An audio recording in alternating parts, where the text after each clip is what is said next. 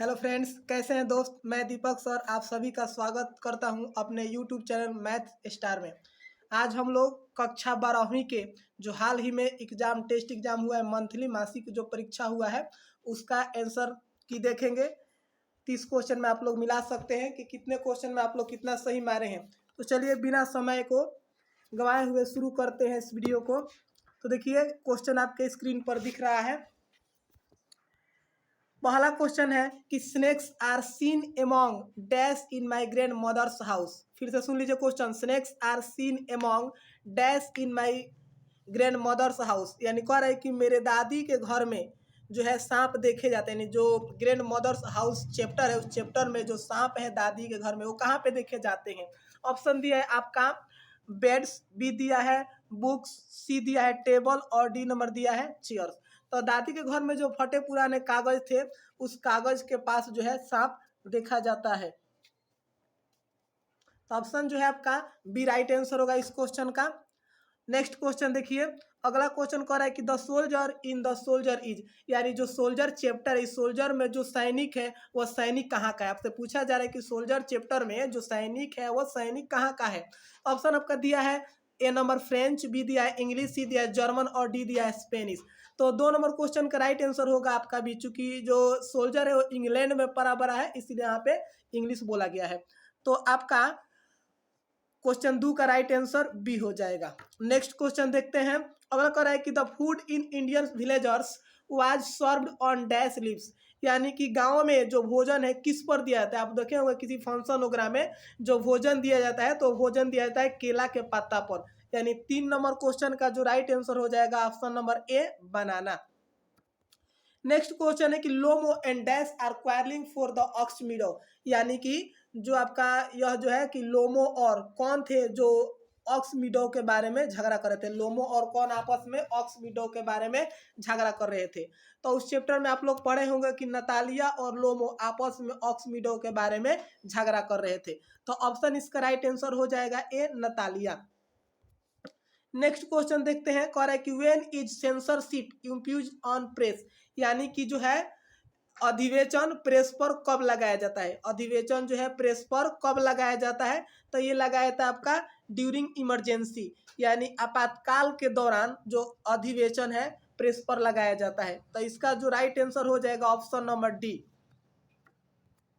Next question कह रहा है कि women have to observe various custom and traditional during. यानी कि औरतों को बहुत से रीति रिवाजों को मानना पड़ता है। यानी किस तरह के औरतों को जो है सभी तरह के रीति रिवाजों को मानना पड़ता है। ऑप्शन में दिया है cooking, B number having bath, C number दिया एजुकेशन और डी नंबर दिया है प्रेगनेंसी। तो एक जो गर्भवती औरत होती है यानी गर्भ धारण के समय उसको अनेक तरह के रीति रिवाजों को मानना पड़ता है। तो ऑप्शन नंबर आपका डी राइट आंसर होगा। नेक्स्ट क्वेश्चन कह रहा है कि dash die in large number in winter. यानी कि किसकी अधिक संख्या जो है गर्मियों के दिनों में मरती है। यानी गर्मी के दिन में किसकी अधिक संख्या मरती है। तो यहाँ पे देखिए ऑप्शन दिया ह्यूमन बींग्स, बी नंबर दिया बर्ड, सी नंबर दिया एनिमल और डी नंबर दिया प्लांट्स। तो गर्मियों के दिनों में जो चिड़िया है चिड़िया की अधिक संख्या इसकी अधिक प्रजाति जो है मरती है। तो आपका 7 नंबर क्वेश्चन का राइट आंसर हो जाएगा बर्ड्स। नेक्स्ट क्वेश्चन नंबर 8 देखिए, क्वेश्चन कह रहा है कि Hyperion and Endymion are written by. यानी कि हाइपेरियन और इंडेमन्स जो है किसने लिखा है। तो ऑप्शन आपका हो जाएगा बी, यानी जॉन किट्स के द्वारा ये लिखा गया है। Option number B. नेक्स्ट कौन कह रहा है कि I permit to speak at every hazard is from. यानी कि I permit to speak at every hazard is from. तो यह जो क्वेश्चन है 9 नंबर, यह कह रहा है कि किस चैप्टर से लिया गया। एवरी हजार्ड जो है कहाँ से लिया गया है।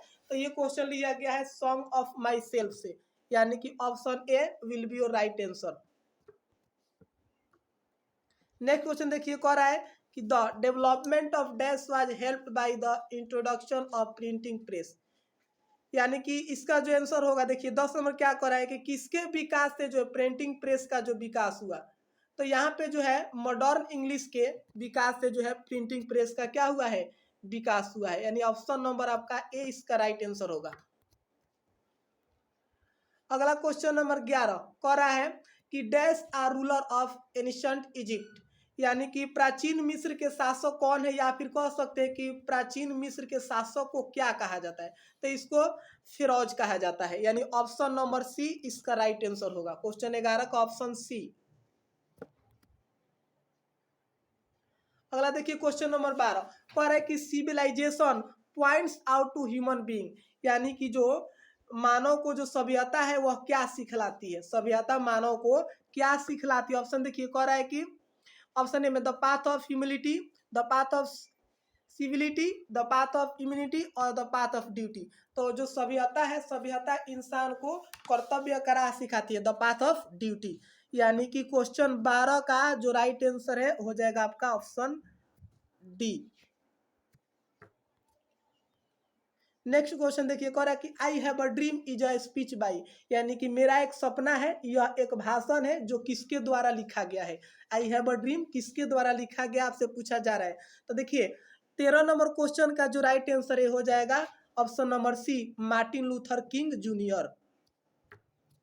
अगला क्वेश्चन है कि dash freezes the active hands, यानी dash freezes the active hands, यानी काम करने वाली हाथ कब स्थिर पड़ जाती है, काम करने वाली जो हाथ है कब स्थिर पड़ जाती है। ऑप्शन में दिया लाइफ, बी नंबर दिया डेथ, सी नंबर दिया यूथ और डी नंबर दिया ओल्ड एज। तो मर जाने के बाद यानी मृत्यु हो जाने के बाद जो एक्टिव हैंड्स है, काम करने वाले हाथ है, वह स्थिर हो जाती है। तो 14 नंबर क्वेश्चन का जो राइट आंसर ऑप्शन हो जाएगा बी, यानी कि डेथ। नेक्स्ट क्वेश्चन कह रहा है कि a snake appears on a true of the dash of sieve water, यानी यहाँ पे कहा जा रहा है आपसे कि किसके घूंट भर पानी के कुंड पर एक सांप दिखाई देता है, यानी किसके घूंट भर पानी के जो है कुंड पर एक सांप दिखाई देता है। ऑप्शन में दिया है टीचर, बी नंबर दिया है पोएट, सी नंबर दिया है लॉयर और डी नंबर दिया है डॉक्टर। तो 15 नंबर क्वेश्चन का जो राइट आंसर है आपका पोएट, यानी कवि के जो है घूंट भर पानी के कुंड पर सांप दिखाई देता है। अगला क्वेश्चन कह रहा है कि the romantic revival is often associated with, यानी the romantic revival is often associated with, यानी कि द रोमांटिक रिवाइवल किससे जुड़ा है। तो रोमांटिक रिवाइवल ये जुड़ा है विलियम वर्ड्सवर्थ से। तो option number B will be your right answer. Question number 17 देखिए क्या कह रहा है, कह रहा है कि India remains immovable because of her, यानी कि India remains immovable because of her, यानी कह रहा है कि किनके कारण जो है, यानी कि भारत जो अचल है, तो भारत की जो महिमा, अपने महिमा के कारण भारत जो है अभी तक अचल है, यानी कि इसका राइट आंसर हो जाएगा बी, यानी कि ग्लोरी। नेक्स्ट क्वेश्चन कह रहा है कि Benjy was advise to keep hens by his, यानी बेंजी को मुर्गी पालने का सलाह कौन देता है, यानी बेंजी को मुर्गी पालने का सलाह किसने दिया। तो बेंजी को मुर्गी पालने का सलाह जो है डॉक्टर दिया। ऑप्शन नंबर ए इसका राइट आंसर होगा। अगला क्वेश्चन कह रहा है कि डैश गॉड्स अपील्ड सेबी, यानी सेबी किस तरह के कद्दू को पसंद करता था।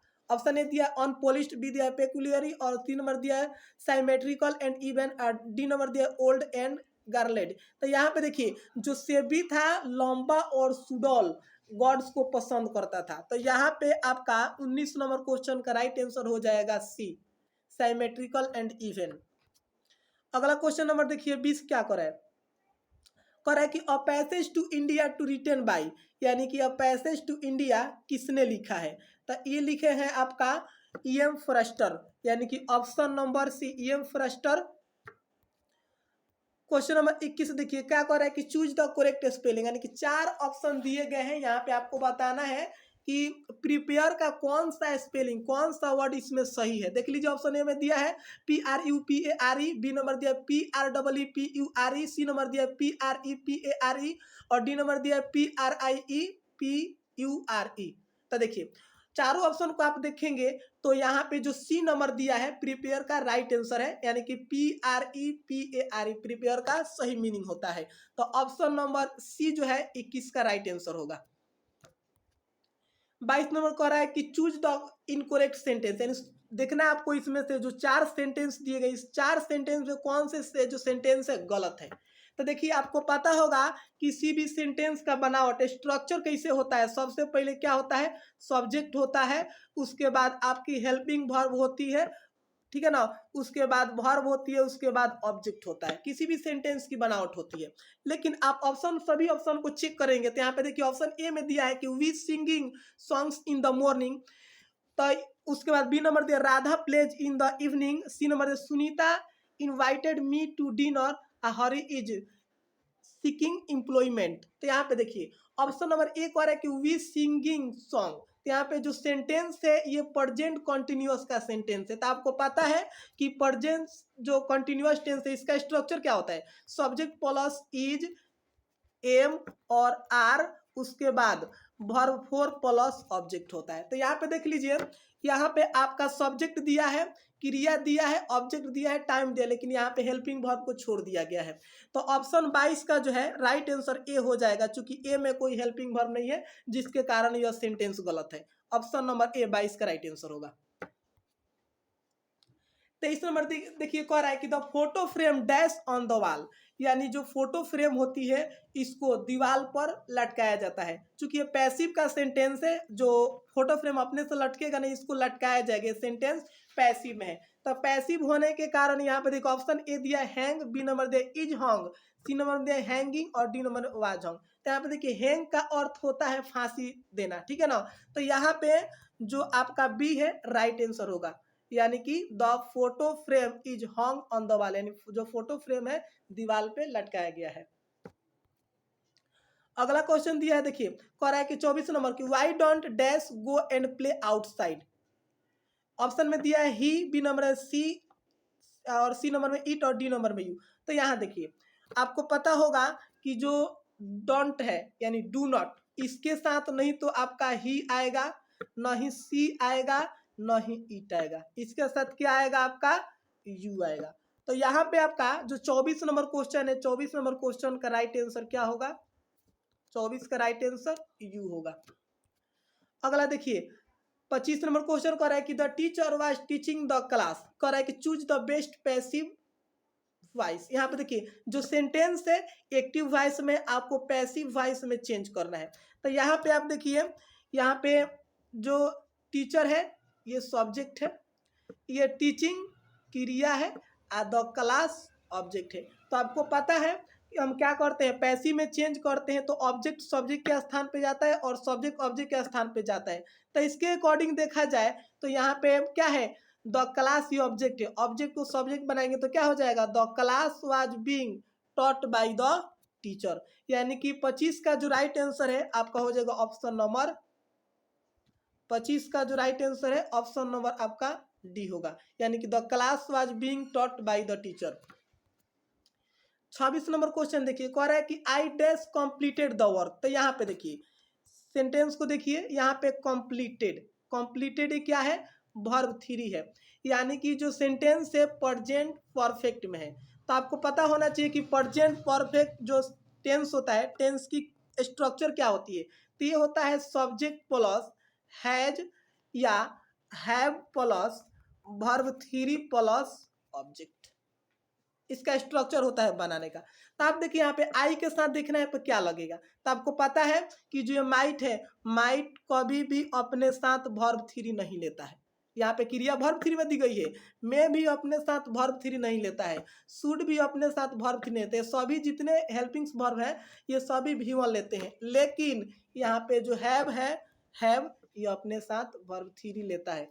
तो यहाँ पे आपका जो राइट आंसर है आपका हो जाएगा ऑप्शन ए, यानी आई के साथ हैव का प्रयोग होगा।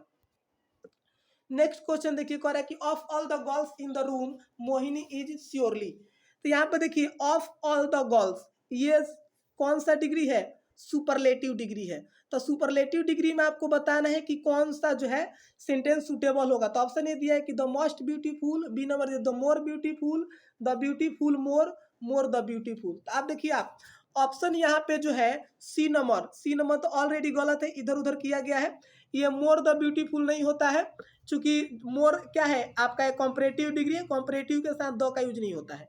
लेकिन यहाँ पे देखिए द मोर ब्यूटीफुल ये भी गलत है, सुपरलेटिव डिग्री में क्या होता है मोस्ट का प्रयोग होता है। तो यहाँ पे देख लीजिए ऑप्शन ए में दिया है आपका, यानी कि द मोस्ट ब्यूटीफुल आपका राइट आंसर होगा, ऑप्शन नंबर ए।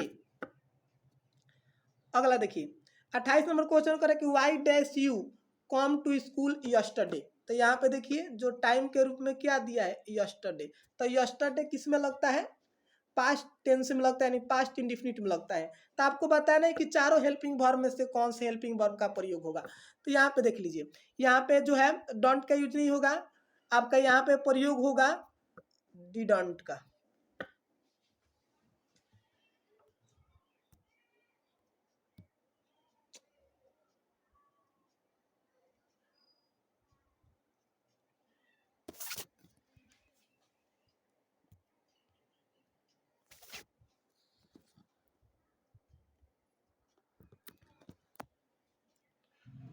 देखिए यहाँ पे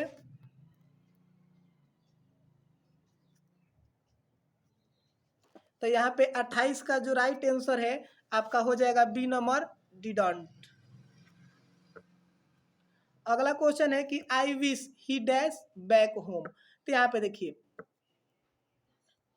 यहाँ पे जो विश है विश यहाँ पे, तो आपको पता है कि विश के साथ जो सब्जेक्ट होता है, विश के साथ जो सब्जेक्ट होता है ये अपने साथ या तो वेयर लेता है या नहीं तो हैड लेता है। तो आपको देखना है इसमें से क्या लगेगा। तो यहाँ पे देखिए आप जो ऑप्शन है, ऑप्शन में आपका वेयर तो कहीं दिया ही नहीं है, तो विश के साथ जो सब्जेक्ट है ये अपने साथ इज नहीं लेगा, हैज टू नहीं लेगा, हैव नहीं लेगा, तो राइट आंसर क्या हो जाएगा ऑप्शन नंबर जो है डी राइट आंसर हो जाएगा। अगला देखिए कह रहा है लास्ट, यानी कि क्वेश्चन नंबर लास्ट यानी 30 नंबर क्वेश्चन कर रहा है small pox has been eradicated dash India, यानी स्मॉल पॉक्स है जो यह मतलब ये कहाँ से लिया गया है, मतलब कहाँ से आया है ये, तो आपको यहाँ पे देखिए स्मॉल पॉक्स इंडिया से मिटाया जा चुका है, तो मिटाया जा चुका है तो यहाँ पे देखिए क्या लगाएंगे, यानी कि ऑप्शन जो है आपका बी फ्रॉम, चूंकि से का अर्थ है प्रीपोजिशन जो है यहाँ पे लगेगा फ्रॉम। चलिए तो ये रहा आपका 30 क्वेश्चन का राइट और सटीक आंसर। हमने सभी क्वेश्चन को काफ़ी सटीक और सही देने का प्रयास किया जवाब, तो आप लोग अपना मिला लीजिएगा कितना में कितना आप लोग सही मारे हैं। आज के लिए बस इतना ही। जय हिंद।